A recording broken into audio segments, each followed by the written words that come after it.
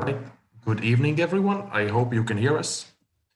Welcome to tonight's webinar on Belarus and on it being the last dictatorship of Europe.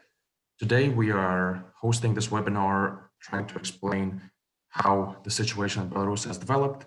And our host for you today will be me, Arnis Cimermanis, and also my co-host,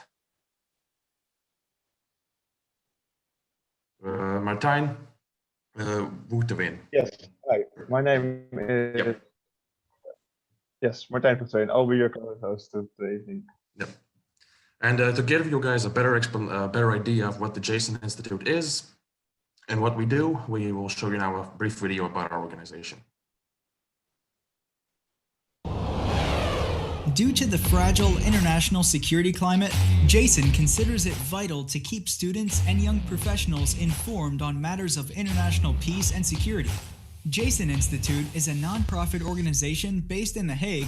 For over 40 years, Jason Institute has provided information and insights about a wide area of subjects, such as war, like the crisis in Liberia, or the nuclear proliferation of North Korea, world politics, global finance, cybersecurity, climate change, and global warming. You might be wondering how we make sure that this information actually reaches the public.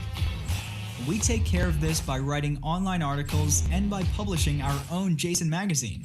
The magazine is published 4 times a year and focuses on themes related to international politics and international security. Best thing about that? It's for free. Besides that, we also organize symposiums, workshops, crash courses, excursion, and simulation games to make sure the public is informed about what is going on in the world. Jason Institute, your trustworthy source reporting about peace and security. So that was a brief introduction to our organization. And now I'll more introduce you to excuse that. I'll introduce you to the evening that we will have tonight. Well, to begin with, most of you know that there were a lot of demonstrations that took place in Belarus in the previous year's summer, that were quite drastic compared to previous protests that have gone on in the country.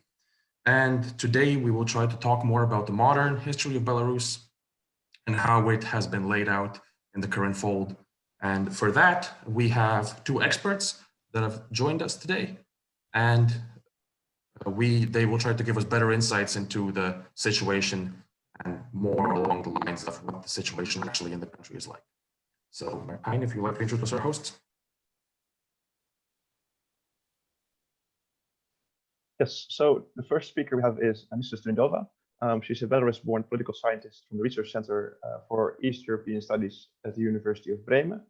She also works as a country expert for Belarus at the Varieties of Democracy Institute in Sweden, and she has worked for NGOs in the field of human rights, civil society, and election observation, among others. And functions, she's the editor-in-chief of the Belarus Analysen. With this project, she aims to make academic knowledge and research on the current situation in Belarus and the developments in Belarus available for a broader public. And then our second speaker of the evening is Mr. Logvinets. Mr. Logvinets is a Belarusian political analyst and a civic activist,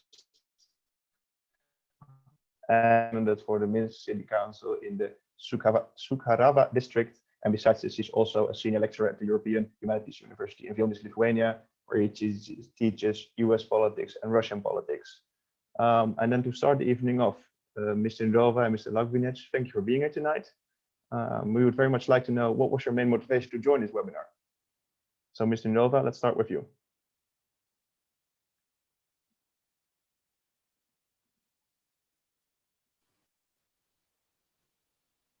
Could you? Can you hear me? Yes, we can. Okay. Thank you once again for the invitation and for keeping Belarusian issue topic. It's rather a new experience for me. since I've been living in Germany for about 10 years, and I've never seen that much attention to the country I come from, both public attention, well, attention from the media, attention from the politics.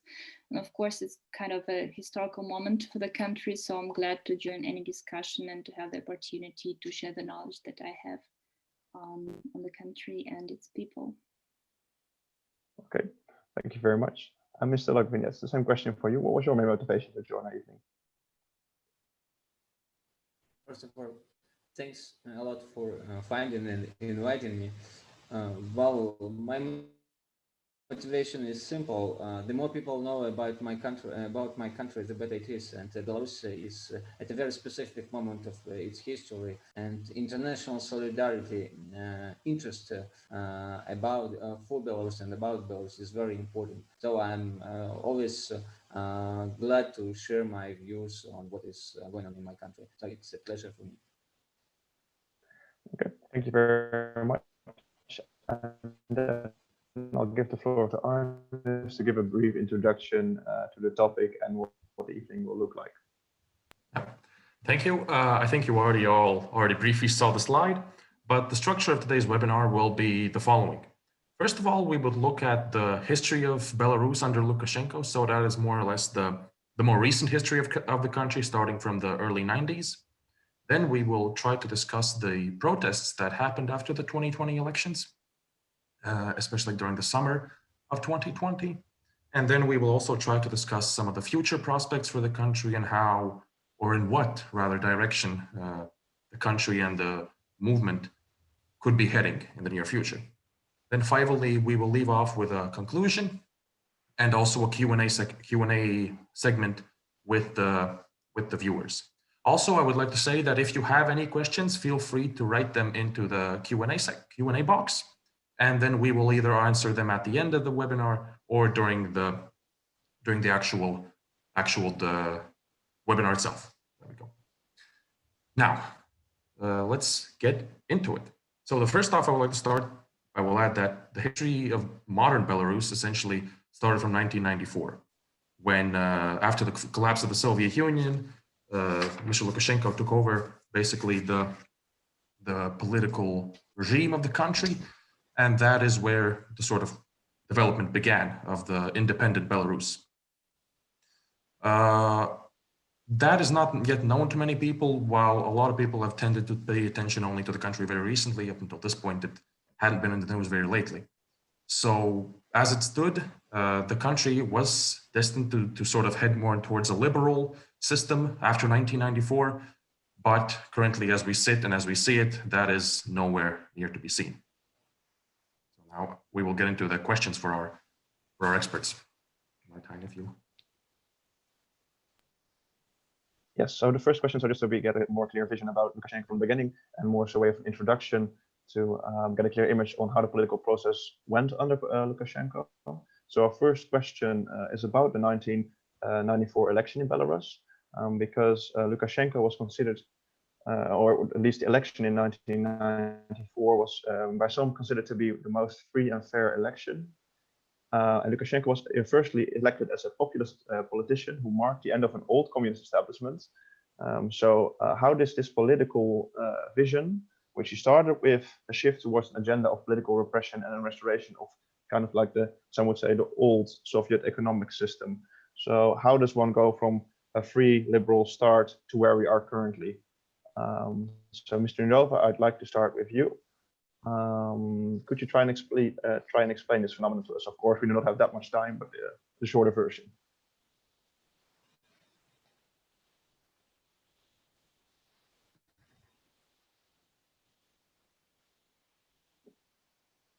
Mr. Novak, could you give us an answer to the question, please? Yes. Can you hear us? Excuse me, I just didn't, and I thought that should I start with it, or should? Yes, about the question. I didn't hear because of the internet connection. Sorry, I don't hear you that well, but I have more or less the question that we will have. Okay, so I should start. I mean, it's quite a big question, of course, and as long as we do not have that much time, maybe I'll just point it out in three three more or less important reasons that seem important for me, although I have to admit that I was just 8 years old as Lukashenko was elected for the first time in Belarus, and was really the only free elections that it really got that about 80% back then. I mean, we're talking about the reasons why he came back to this kind of Soviet economic system, or Soviet nostalgia, or Soviet oriented mentality. It was not only his wish. We have to admit that this kind of restoration of the Soviet system that he started almost directly after his election, this was more or less wish of quite a big, given the majority part of the Belarusian population. And we have to admit that people back then were not that ready to get that independence that they got after the there was a referendum before the dissolution of the Soviet Union, and over 80% of Belarusians actually did not want, according to this referendum, to get any independence. So Belarusians didn't really fight for it that hard and long. Well, like we saw, for example, in the Baltic states or in other states, ex-Soviet states. And quite a lot of people were actually surprised by this fact. So if we add the economic situation that people faced after, well, at the beginning of 90s, actually, before and shortly after Lukashenko was elected, it was quite hard for people, like high inflation and high unemployment. And of course, people kind of had this desire for a more or less strong hand in the politics and in the economy. And that was a kind of a message that Lukashenko, well, he felt, he had a good feeling, political feeling of the public, of the people. He was quite a people's candidate back then, and tried also to preserve this image throughout the years. Well, it doesn't function now. We've seen that he's not popular anymore, but it did function very well at the very beginning. So this combination of nostalgia to the Soviet times and the economic situation, I would say this was his, well, one of the most important messages that he used to get more power with the time. Then he was initiated kind of referendum that changed the separation of powers in Belarus. And finally, of course, I mean, he came back to repressions. He didn't find any other instrument that was better than those that also the Soviet authorities were using, right? So actually he was the one who was supposed to find the corruption, who was supposed to make the media free. But I think he understood quite fast that with all those democratic elements, he would not be that long in power. So he understood that it was not the right way. So to see this democratic development was not the right way for him to stay in power for long.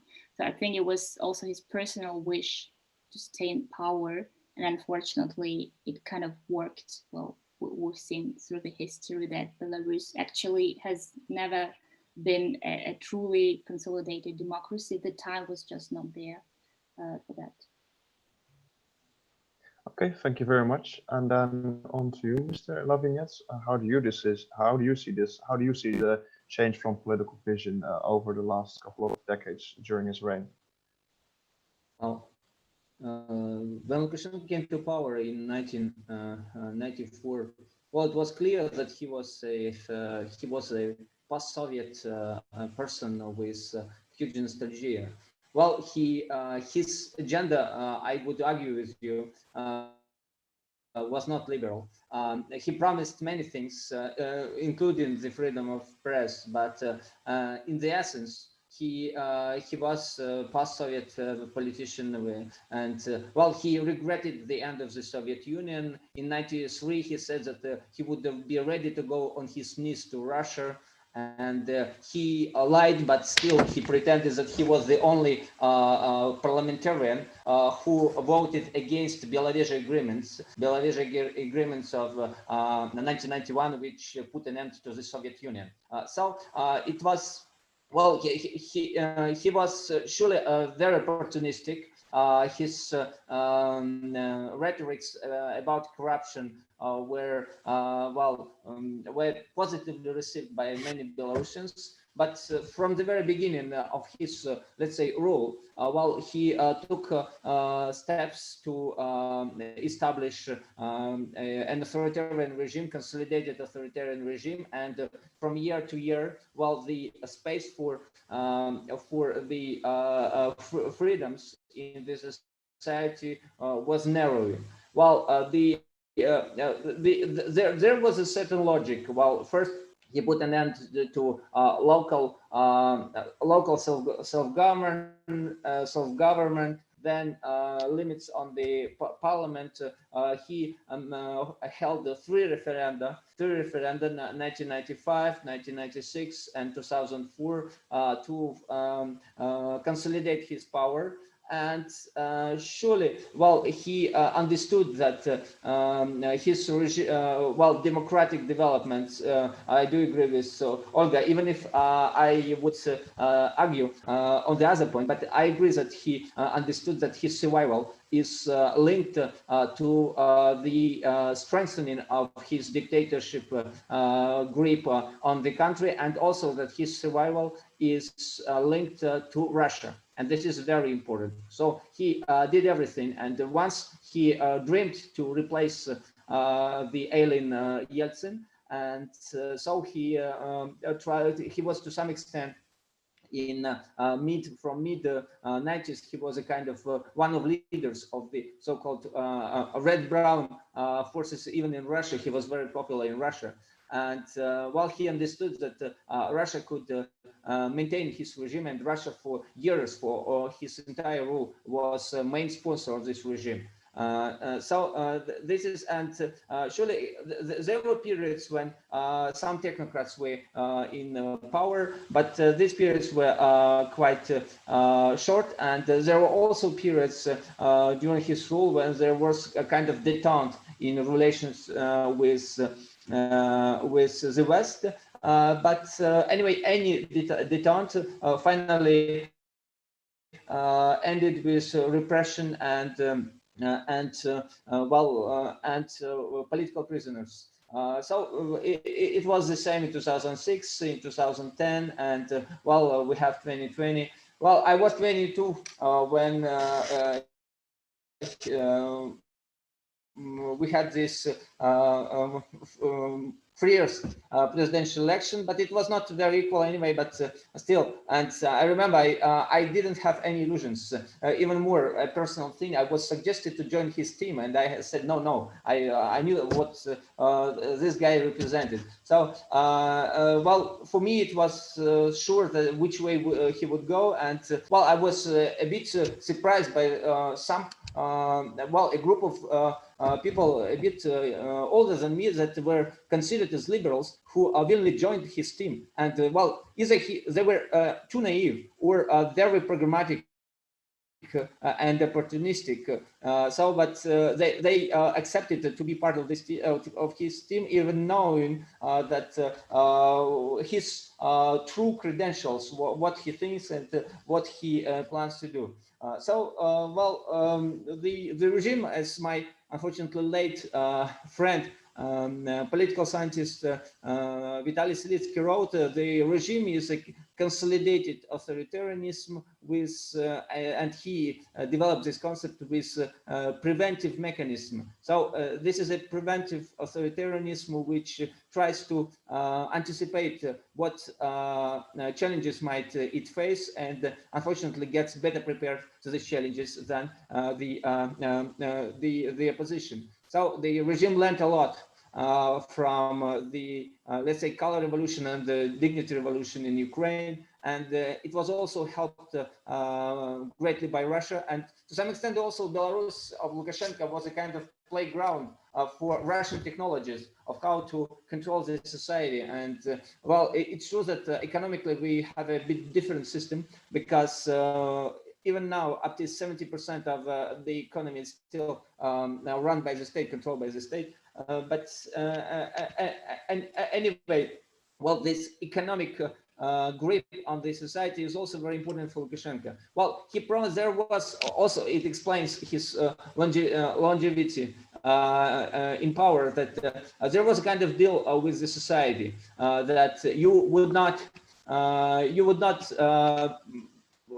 be bothered with politics, and we would try to guarantee you at least relative stability or relative well-being. But well, after early 90s, the economic growth was general in the whole region. It's not only thanks to Lukashenko that it happened. Well, Belarus was part of the region. Well, we all experienced a huge economic downfall, and then it coincided. And surely the Russian preferential prices for oil and gas played a very important role. So Lukashenko tried to sell to Russia not entirely independence, but anyway, the talk about the integration, in fact, reincorporation with Russia. And also he knew that his major enemy is the democratic, nationally minded opposition and people who want Belarus to be closer to Europe. So the first thing he did 1 year after his arrival to power, he had the first referendum, and while he adopted new old Soviet symbols and prohibited the national white, red, white flag and the coat of arms pushed Pagonia. So it was symbolically very important. So this is for regime was very important, well, to try to seek, to ask and to receive support from Russia. And finally, I would not agree that Belarus did not fight for independence, and this is just a matter of argument. Well, we had an independence movement, well, and there was also a democratic minority in the parliament after 1990 that did a lot. And finally, we, for the first time in modern history, Belarusians claimed their right to be independent in 1918, and we also had a not very powerful but still a dissident movement. So it was not it's a very it's very comfortable formula to say that nobody wanted independence, but it's not entirely true. Okay, thank you very much. And then I shortly react on that. yes, sure. I think I completely agree with you, Alice. I think that my message didn't come right. I meant the absolute majority of people who were not able to support those movements who already existed, both on the streets and in the parliament. Of course, they did exist. I mean, I meant not that it did existed at all. I meant that this critical majority that we observe nowadays in Belarus, it was not there back then. That was my argument. Okay, thank you very much for both your answers. And then a kind of a change of topic, at least as we still stay in the years before the election, but it will be more focused on the research that Mr. Dilba has done. Arnis, if you could introduce the question. Of course. So, of course, in recent, most common news that it's the political upheaval and the political debates that have been going on in Belarus that have been in the limelight. However, there is another quite interesting aspect that we would like to draw attention to, is that Mr. Ndova, you wrote an article about the women in the Belarusian society. And one interesting thing that came around that in the gender gap report of 2020, Belarus was placed as the 29th place out of 153 countries. However, there was only very few women, particularly only one woman in high-ranking government positions. Despite this, that only one woman is in the high government positions, what can you comment about this? And what are your reasons? What do you believe are the reasons for this, for the country being placed relatively high in the list? Okay, if you just give me the chance, because I have, if you could activate the function of screen sharing, I will show you. I will show you how this score is made. What are the elements of the score? so that you see there are different spheres. There is economic sphere. You're the co-host. No, okay, that's Yeah, you should have the translator there. and I think this is the one that I need. Can you now see anything? Yes. Yeah. Okay, good. So I found I think it's the same, right? It's from 2010. Indeed, the Global Gender Gap Report from the last year placed Belarus in place 29, ranked 29. You can see it out of more than 150 states. It's a very good result, and it's actually something that the official representatives of Belarus in the international organizations during international conferences and discussions are kind of being proud of. So it's true now, if you have a look on how this index is being made, you have 4 important elements. You have economy, politics, health, and education. And in each sphere, you have separate ranking when it comes to gender equality and women representation. So you see that economic participation opportunity for women are ranked as extremely high. It's number 5 in the world. I mean, it's the best one in Europe. I think only Iceland, if I'm not mistaken, according to this ranking, was better than Belarus, was ranked better than Belarus. You can see, well, these blue lines, they are about the average score, and the light blue sphere is about Belarus. So you can see that it's actually even higher. The ranking of Belarus in economy is even higher than the average in the world. So it's quite good figures that you have there in the economic sphere. The same in education and in health. It's more or less the same as average score. But if you look on the politics, and that's what was your question about, right? Representation of women in the politics. We have to, it's not that good here. So now political empowerment is only place 81 out of over than 150 countries. So it's already a difficult situation. So you have the average score, that's why it's number 29. Now, if we come to the politics, then you have to differentiate here also between people, how many women you have on certain positions. And the second question is, of course, in how far these women, even having these positions, have actually any chances to actively take part in the politics and to have influence on the political decisions. Since we're talking about autocracy, if we take, for example, parliament, there are over 30% of women in the parliament. I don't remember the exact figure, but it's kind of a more or less international average that is being aimed at by a lot of countries. And I think it's even higher than in Germany.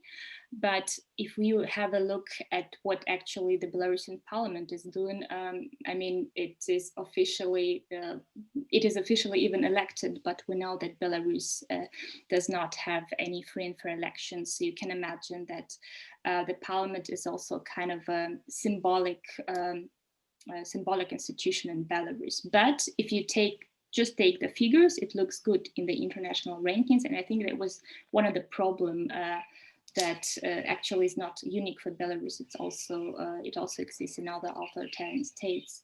Now we take, for example, a representation of women according to the national report. I also have some figures from the, just a second, it's called, how is it called? Belarusian National Report on Sustainable Development till 2030.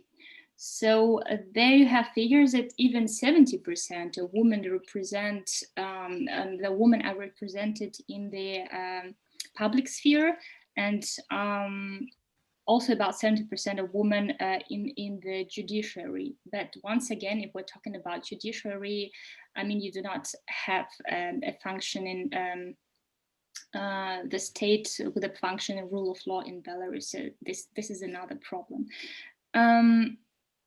If we're talking about high-ranking positions, I would disagree that you only have one woman. I mean, okay, you have only one woman who is head of the ministry out of I think 24, if I'm not mistaken, ministries in Belarus. But you also have something that I would maybe even name the the female trio of the state, because you have Natalia Eisman, who is actually the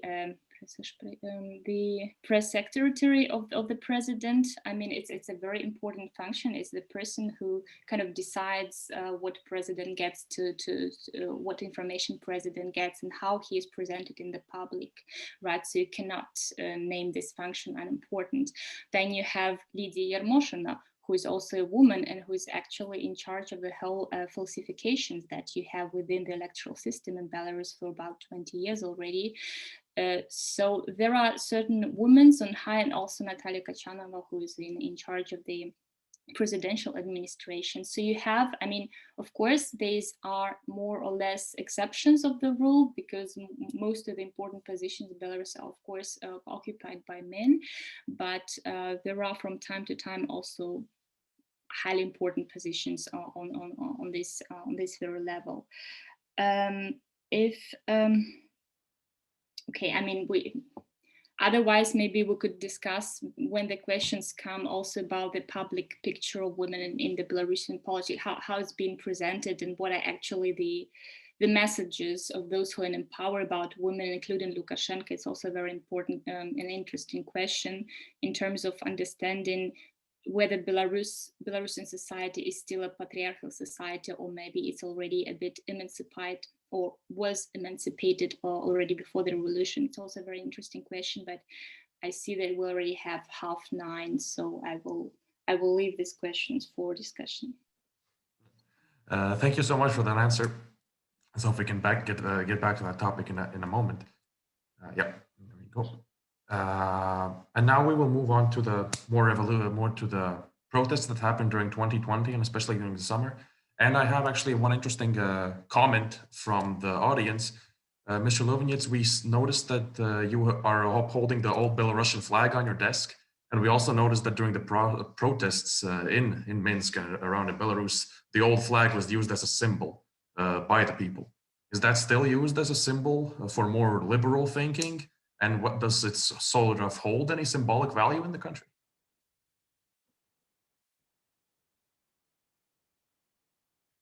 You are muted, I believe, if we can't hear you. Excuse me. Yes, all of the protests, even if some candidates were quite reluctant to accept that, but the flag imposed itself, and I hope it's not only old, but it will be new flag in some future. And yeah, it's a clear message of opposition to the regime.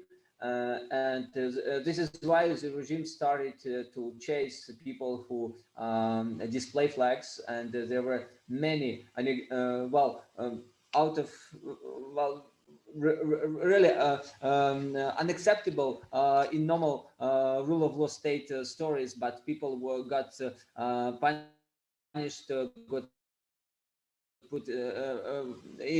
were put in prison, or imposed fines for displaying the flag. Those who were arrested during peaceful protests were having flags with them could expect harsher treatment. So it's true that now, while you might not so often see this flag, because the regime started with this reaction that intensified in October. The regime started really to chase people, and but still it's not for nothing, and this flag is a flag of a different, not authoritarian Belarus, and I really believe that one day it will be accepted as an official flag of Belarus. Thank you very much for that. And now, Martin, would you like to move into the topic of the protests in 2020? Yes, so the main topic of the evening is, of course, the protests after the election of 2020. 2020 marked the year of the largest anti-government protests in the history of Belarus, which started in the lead up and during the presidential elections. For the first time in ages, a large share of the Belarusians seem to be fed up with the rule of Lukashenko and are willing to protest it against this. All aspects of society could be seen in the protest demographics, with women playing a large role as well. One could even say that women played a large role in these protests.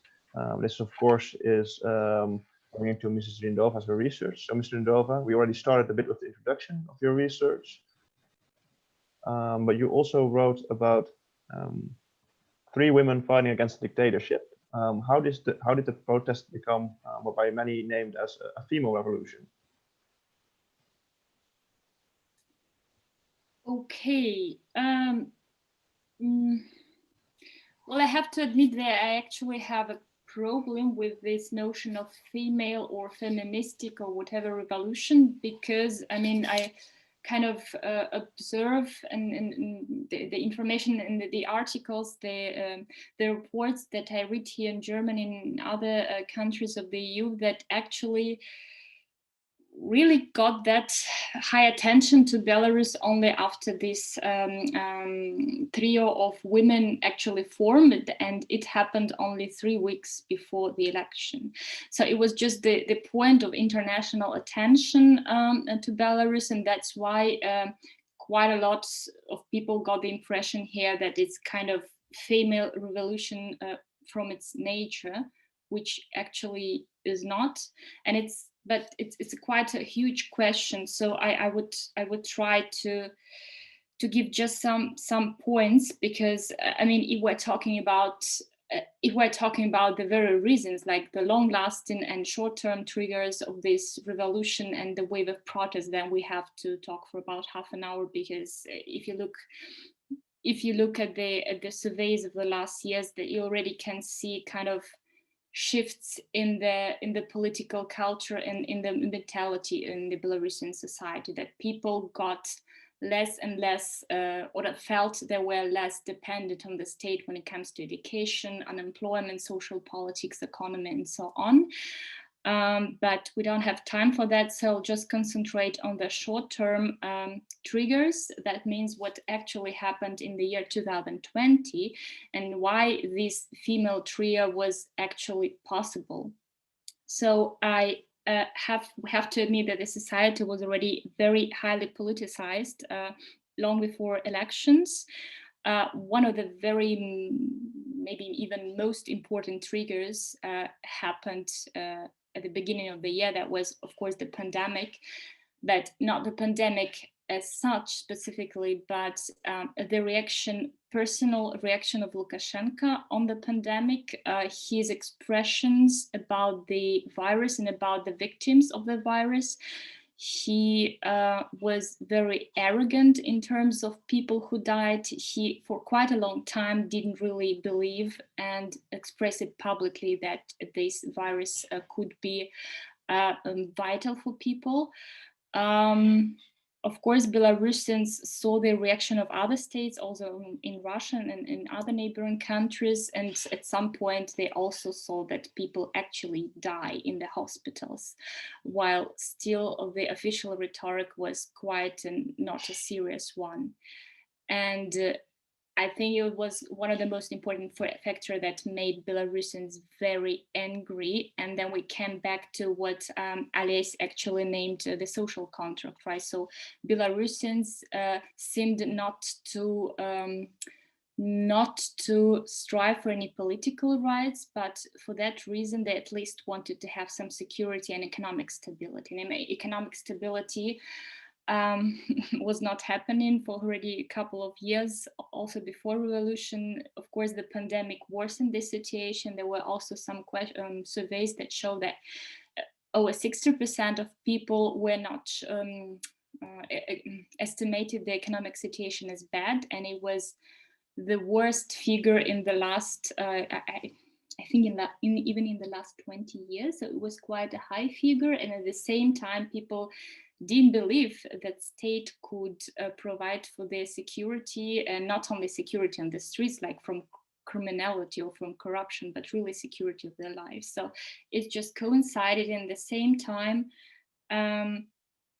well, people did not really have a lot of time to calm down, because the electoral campaign already started in the spring. So you had from the one side this shock by the reaction of the state and the pandemic, and on the other side, you could observe a huge wave of solidarity within the civil society that tried to help the hospitals via crowdfunding campaigns. And all this solidarity also was kind of automatically taken into the electoral campaign. And actually the same people who organized crowdfunding during the pandemic are now organizing crowdfunding for the victims of repression. So it's kind of coincided back then.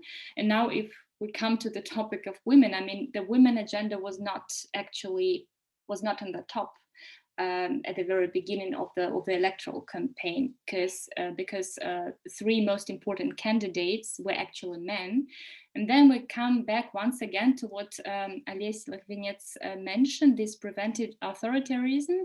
I think this year, I mean, last year, it was a bit overdone by the state, and it was actually it was not a mistake, because the state was actually doing what it did before, and it worked before. So the whole preventive repressions before elections had actually more or less good results.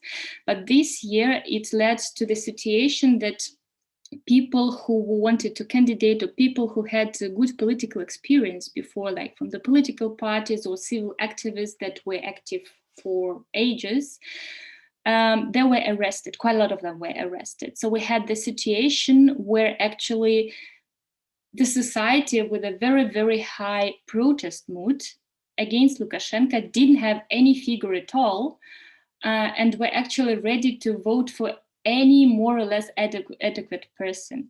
And so that was the point that this female trio, so to say, was built.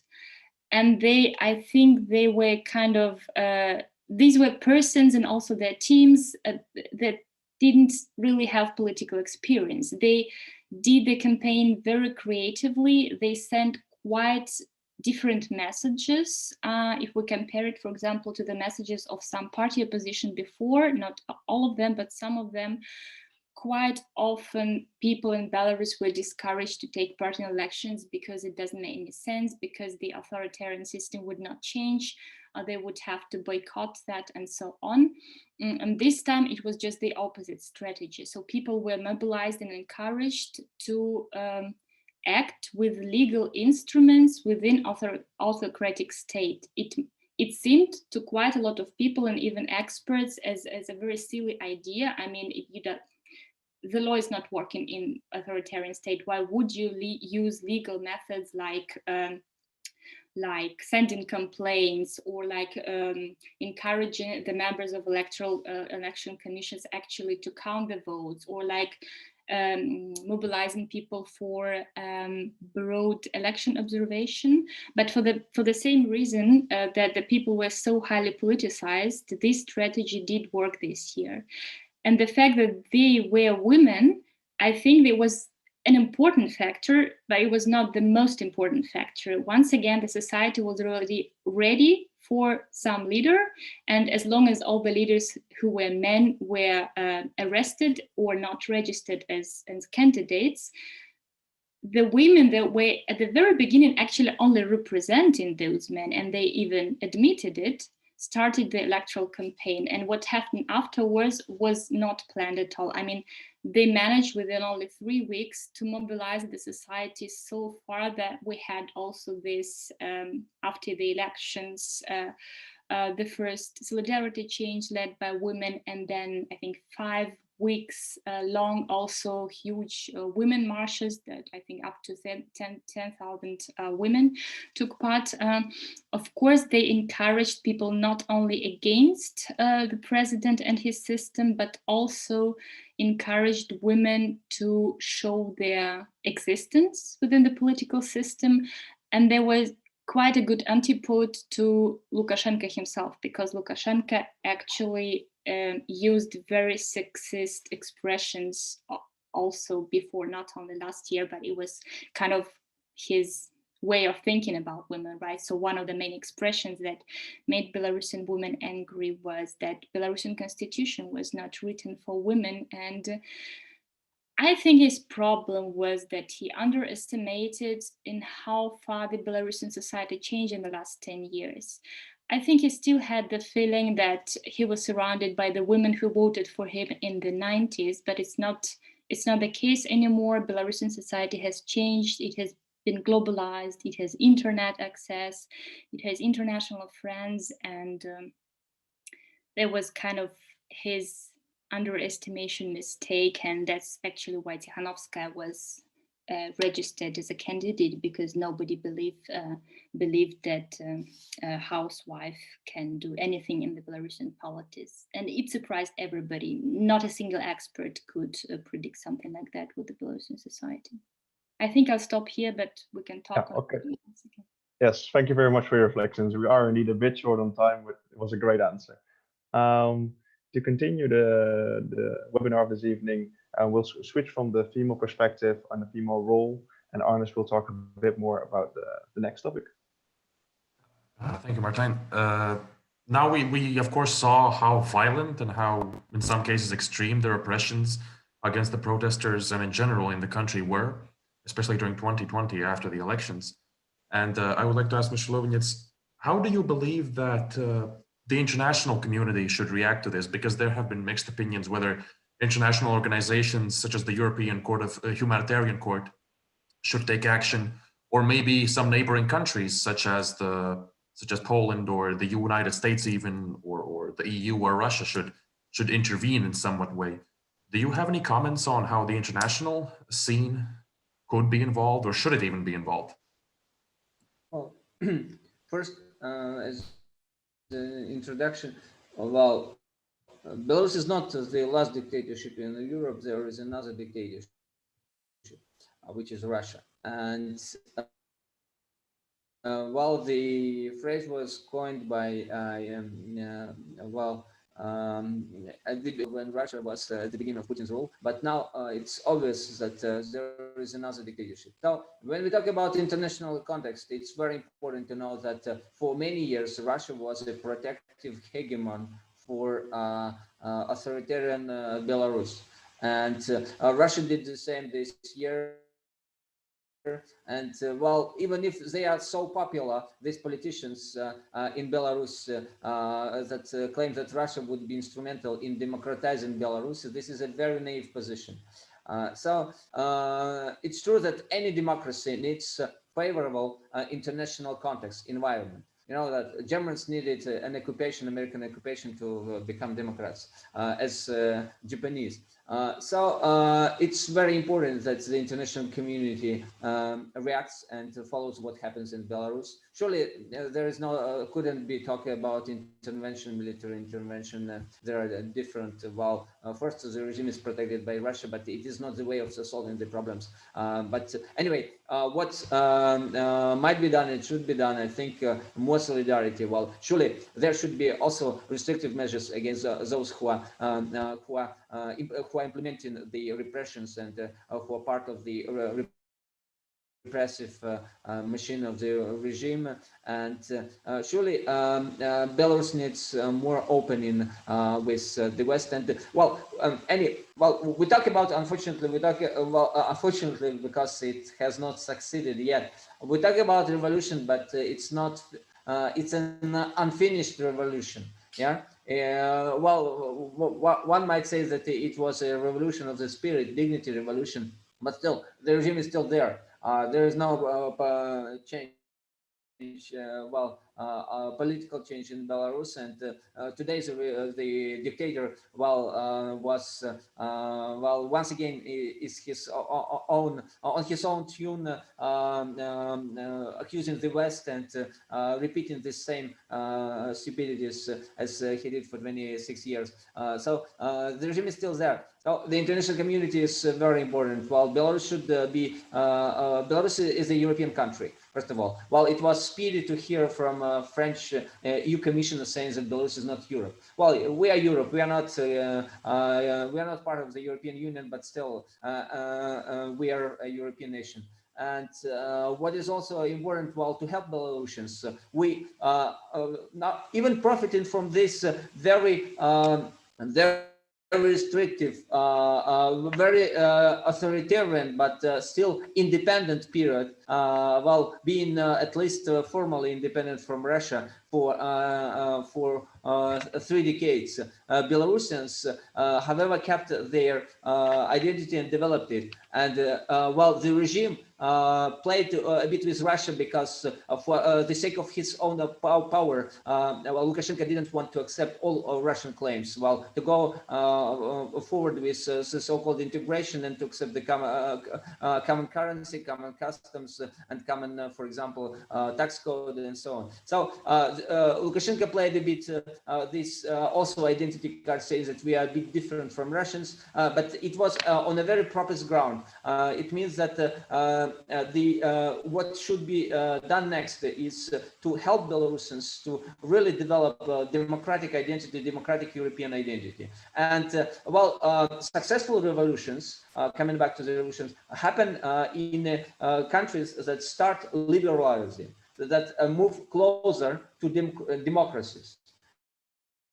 And from this point of view, well, Belarus should be, well, the regime should be excluded, should be sanctioned, but the Belarusian people should be accepted, and there should be even more, there should be more openness to Belarusians. Well, more context, and well, look how important, and this is for the first time in our history, how important the all the Belarusian immigrants are. Well, there's collection of funds and a number of funds that help Belarusians inside the country. The outstanding mobilization. Still, many things need to be done, but well, the support for independence, and we should be also honest and understand that only a European and Belarusian Belarus can be democratic one. So there would be no democracy in Belarus if it is part of Russia. If it continues and goes on this so-called integration path and accepts the common currency and so on. So well, everything that strengthens our independence and our identity, also our language. Well, the language for the regime is something that is very strange and unacceptable. Well, the Belarusian vernacular language is very important, it's part of our identity. And well, this is also a very important weapon. You know that when people were arrested in summer, in autumn, they were more tortured, those who were Belarusian speakers. It shows that the regime knows who are true enemies of it. So the support for Belarusian culture, for the development, further development of Belarusian European identity is extremely important. So, and surely international communities should intervene and do as much as possible. It's good that Lithuania was the first country to start the case of on torture by using the universal jurisdiction, because you mentioned that the European Human Rights Court, but Belarus is not part of the Council of Europe, and there are a few things that the international community might do. But well, it would be great to have a special court created, on human rights violations in Belarus. There is no such court. But by using the universal jurisdiction mechanism is a step forward, and it is very important to bring to the attention. Well, there are many cases of torture, and it's very important to show that the international community cares about these facts, and the government of Belarus should not be doing that. But anyway, all the people who are involved in that should be sooner or later brought to justice. Okay, thank you so much for the answer. Now, you already mentioned the very close relationship Belarus has with Russia, and now I believe Martina will go into one more question about that. Yes, so we've kind of looked at the past, and we've kind of looked at how the situation is currently. We're also very interested to see in what the future will bring. So this is kind of an overall question with looking on the future. I'd like to start with you, Mr. Lokvinets. We've already talked about Russia, and you've also in your introduction spoken about the ties with Russia. Of course, Lukashenko has been re-elected currently, Do you think this reclaimment of power will lead to further integrations with Russia? Obviously, there are natural ties, but will these ties intensify during the next couple of years? Well, Lukashenko is put in the condition that he has to accept progressively. He does everything to cheat even the Russians, but he has no choices but to accept the Russian offers. So right now, well, they would be at least rhetorically talking about strengthening ties with Russia, because they understand very well that for Russia it's not acceptable to have a kind of a democratic change or color revolution in Belarus for internal and external reasons. And this is why the regime would try to continue this integration path, and it would be once again trying to sell off some aspects, attributes of independence, maybe privatizing and selling to Russians a number of enterprises, accepting Russian military bases, or using the already built Russia-built blackmailing tool against Lithuania. Okay, thank you very much. And then Mr. Dover, for you. Well, but anyway, just a moment. Well, yeah, but the sure. the West should surely, well, the European Union, United States should understand that there are risks of Belarus going more under Russian grip. But anyway, the only guarantor of democracy and independence of Belarus is the Belarusian people, and those who share democratic European identity. And the West should do everything to strengthen this part of Belarusian society. Unfortunately, the society is split. Well, the regime still can, well, I can refer to recent Chatham House report, which showed that Lukashenko, among seated, well, town and city dwellers, claim support of 27%. So it's, but still, it's also an important figure. And the country is split, and unfortunately, violent and armed minority can rule country for a certain period of time. Okay, thank you very much. Mr. Dover, also a question for you to end off with. What do you see the future for Belarus will be like for the next couple of The future of Belarus for the next half a year, oh, that's the difficult one. If you allow me, I shortly comment also on the question of what, how could the West intervene or help, because I think we should not mix two things here. Every time that I get the question, I mean, I ask what, it depends on the aim of intervention. I mean, if we're talking about aim being regime change, it is not possible, because I mean, it's kind of not legitimate to intervene in the inner what do you call it in English? I'm sorry, just forgot. Into the internal political situation in the country, right? I mean, we do know that it, of course, happens through classical instruments of democracy promotion, but actually no state would admit that it has as an aim regime change in Belarus, right? But once again, as I've mentioned, we have to deal with a great variety of instruments of democracy assistance and promotion. And it's nothing, it's in this sense, it's nothing new. It has been done also before, and it will be done once again, and especially after the regime change, because there would be more opportunities for that. So just to classify them a bit, maybe for the guests, you have, once again, you have international level, and Alice Lafinets already mentioned that.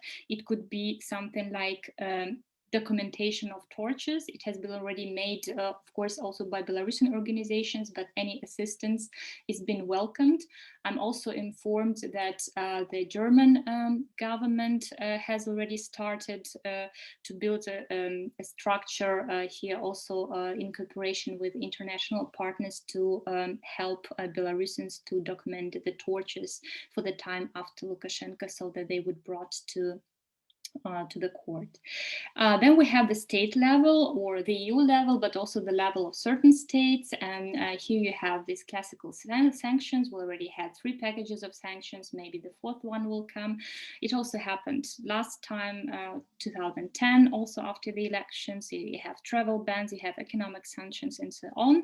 Non-recognition of the election results has also been taken place now but I would say it's still not clear. I mean, of course, you cannot recognize.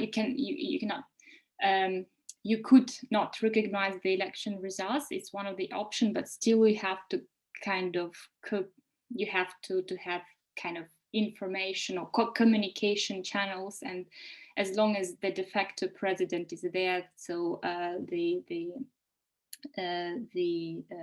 respective structures would have to communicate with it. But still, the very fact of non-recognition, it's important symbolic act also for the Belarusian people to show where the values of the Western society are. And something like also economic, not only the sanctions, but how do you call them, like freezing of credit lines is kind of what already has happened.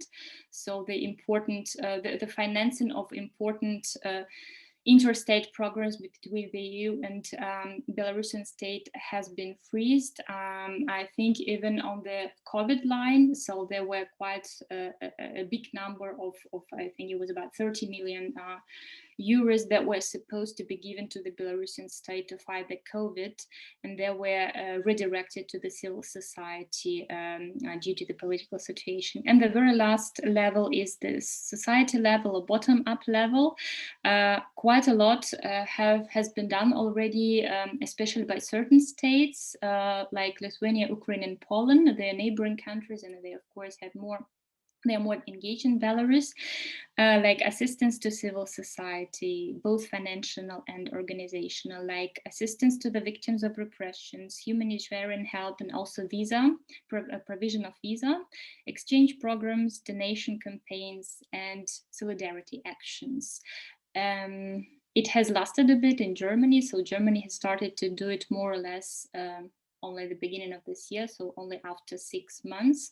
And I have to admit that Belarusian diaspora and German civil society have played huge role in informing politicians about the situation. So it's quite important. Actually, what we're doing today right now is also one of the instruments to support the society because we can spread information and we can give some context to people who are interested. Coming back to the question where I see, I mean, it's almost impossible to make predictions for the future because once again, nobody predicted revolution, even in March, even in May. Nobody could have thought about such a long-lasting wave of protests in Belarus with 10% of Minsk population and with 5% of population in regions coming to the meetings of Tikhanovskaya. So it's quite shocking experience for the people, but also for the Belarusian people, but also for the experts. I would say there is still the possibility that the protest wave could come back in the spring, although I think that the people would need some more important triggers just like that, because the wave of repression is already so high. We have, I think, over 30,000 people that have already been to prisons, thousands of people already left the country, and business structures are also leaving the country, especially in IT sector, which was one of the most successful ones. So it will really depend on the willingness of the political regime to lead any kind of dialogue with alternative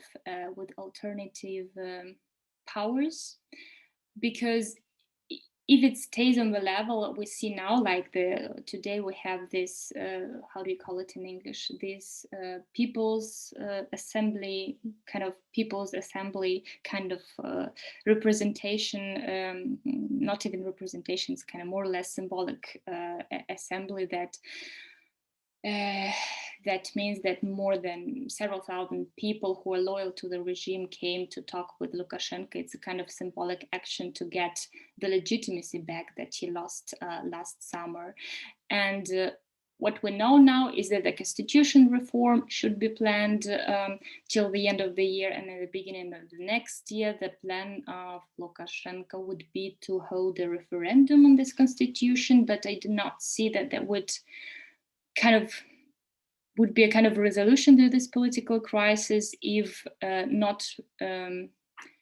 if no real dialogue would take place with alternative powers, because I know that another version of revolution is also being discussed within the Belarusian think tanks and expert circles and those people who are working with Tikhanovskaya and Latushka in exile, and there would be another official version of this constitution. So I'm afraid that this line would just split the Belarusian society even more if not any attempt of dialogue would take place, and we can expect more protests, maybe with the time even with economic agenda, because due to the political crisis, the economic situation will be worsening throughout the year. Well, the political crisis, I don't believe it will be resolved within the coming 6 months.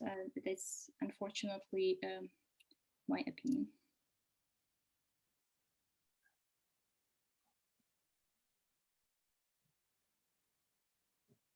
Okay, thank you very much.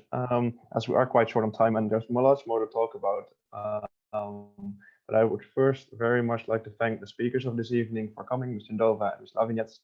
I would also like to thank the viewers who are currently watching. It has been a great evening, and I would like to give the floor for Arnis to talk a little bit more about our future events and about our social media in which you can follow us and support the organization and maybe become a member of our association. Arnis, if you could give the last piece. Yeah, you should hear me. Once again, as Martin already said, thank you very much both to the speakers for joining us tonight. I wish we had more time that we could devote to this, but sadly, we're only limited to what we have in the current setting. And as we already mentioned, we would like to advertise ourselves slightly. And first of all, you could join us through either our activity committees and our writing committee, or you can contact us via email, and also follow us on our social media, on our Facebook, Instagram, and LinkedIn. And also one more thing to look forward to: this year, Jason is celebrating its 45-year anniversary, and we will be hosting a larger event in April. So stay tuned for that as well. And also our next event, which will be on the 25th of February, you are all very, very welcome to join, regarding conflict mediation, and we will soon follow up with more information on that. Hope you all had a good night. Hope you enjoyed. Hope you got more of an introduction and introduce into the topic of Belarus and the struggle that is dealing with. And I wish you all a good night. And once again, thank you to the speakers and much thank you to the audience. Thank you.